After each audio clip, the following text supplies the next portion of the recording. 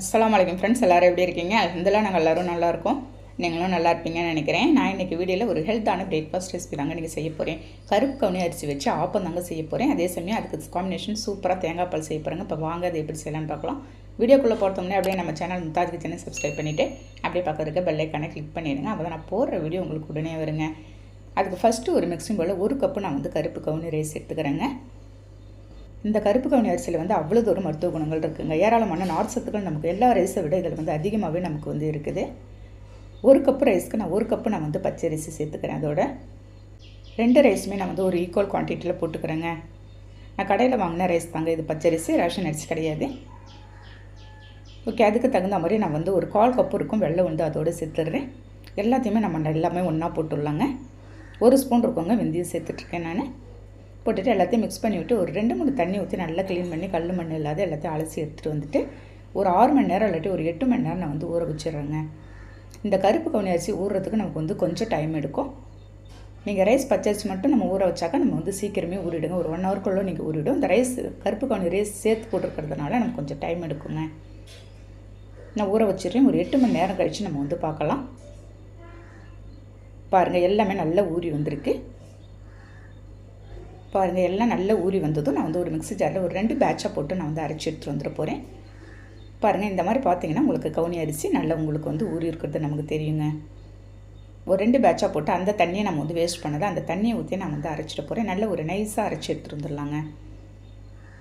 இந்த கருப்பு கவுனி அரிசி நமக்கு இதயத்தை நல்லா பாதுகாக்குங்க. கல்லீரலில் இருக்க அந்த நச்சுத்தன்மை எல்லாத்தையும் நமக்கு க்ளீன் பண்ணிடும். நீர்க்கட்டிகள் இருந்தாலும் பெண்களுக்கு உங்களுக்கு அதையும் சரி பண்ணுங்க. பாருங்கள், இந்த மாதிரி நல்ல நைஸாக நம்ம அரைச்சி எடுத்துகிட்டு வந்துட்டு ஒரு பவுலில் நான் ட்ரான்ஸ்ஃபர் பண்ணிடுறேன். இருக்கிற ரைஸ் எல்லாத்தையும் போட்டு அதே தண்ணியை ஊற்றி நான் திரும்ப நல்லா அரைச்சி எடுத்துகிட்டு வந்துடுறேங்க. நீங்கள் ஆப்பம் சான்ஸே இல்லை ஃப்ரெண்ட்ஸ், அவ்வளோ ஒரு சாஃப்டாகவும் இருந்துச்சு, டேஸ்ட்டாகவும் இருந்துச்சு அதே சமயம். ஓகே, எல்லாத்தையும் ஊற்றிடுறேன். கொஞ்சமாக அந்த மிக்ஸி ஜார் தண்ணி மட்டும் தான் ஊற்றிருக்கேன். கொஞ்சமாக உப்பு போட்டு நான் கரைச்சி வச்சுட்டு போகிறேங்க. ஒரு 8 மணி நேரமாவது நமக்கு இது புளிக்கணும். இந்த ரைஸில் ஆன்டி ஆக்சிடென்ட்லாம் நிறையவே இருக்குது ஃப்ரெண்ட்ஸ். நமக்கு தோல் அலர்ச்சியை கூட உங்களுக்கு சரி பண்ணும். நீண்ட நாளாக நமக்கு தோல் அலர்ச்சியாக இருக்குது, உங்களுக்கு வறண்ட மாதிரி இருக்குன்னா கூட அப்போ கூட இது சரி பண்ணுங்க. இது உணவில் அடிக்கடி இந்த ரைஸை நம்ம வீக்லி ஒரு 2 டைம்ஸாவது நம்ம சேர்த்துக்கிட்டே இருக்கணும். நான் மறுநாள் காலையில் தான் இதை பார்த்துருக்கேங்க. எல்லாத்தையும் மிக்ஸ் பண்ணி விட்டு கொஞ்சமாக நான் ஒரு மாவு எடுத்து ஒரு பவுலில் எடுத்து ஊற்றிடுறேன். இதில் நீங்கள் வேறு எதுவுமே நம்ம ஆப்பச்சோடா எதுவுமே போட தேவையில்லைங்க. நமக்கு கொஞ்சமாக நான் தண்ணி ஊற்றிருக்கேன். தண்ணி ஊற்றி நல்லா கொஞ்சம் தண்ணியாக மிக்ஸ் பண்ணி வச்சுருக்கேன் நான். ஆப்ப பேன் ஸ்டவ்வில் வச்சு நம்ம எல்லாத்தையும் சுழட்டி விட்டுடலாம். அப்படியே கொஞ்சமாக நடுவில் உங்களுக்கு மாவு இருந்தால் தாங்க நமக்கு ஆப்பத்தோட கன்சிஸ்டன்சி நல்லாயிருக்கும். இந்த அளவுக்கு சுழட்டி விட்டுட்டு நான் மூடி வச்சிடறேன்.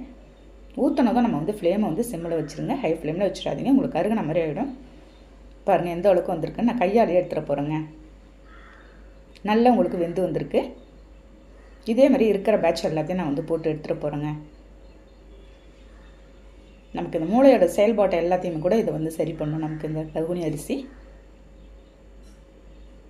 எல்லா அரிசியில் எந்த அரிசியில் இல்லாத ஒரு சத்துக்கள் இந்த கருப்பு கவுனி அரிசியில் இருக்குதுங்க. இதை நீங்கள் நைட்லேயே ஊற வச்சு காலையில் எடுத்து நீங்கள் குழக்கட்டை மாதிரி கூட எடுத்து சாப்பிட்லாம். புட்டு செஞ்சு சாப்பிட்லாங்க. நீங்கள் எந்த வெரைட்டி வேணாலும் இதில் நீங்கள் செய்யலாம். ஆனால் கொஞ்சம் டேஸ்ட் கம்மியாக இருந்தாலும் நமக்கு இதில் தாங்க சத்துக்கள் உங்களுக்கு நிறையா இருக்கும். நான் தேங்காய் பால், ஒரு தேங்காய் நல்லா கெட்டியாக பால் எடுத்து நாட்டு சக்கரை போட்டு கலந்து வச்சுருக்கேன். இன்றைக்கி ஒரு பிரேக்ஃபாஸ்ட் ரெசிபியாக நாங்கள் அப்படியே சூடாக சுட்டு சாப்பிட போகிறோங்க.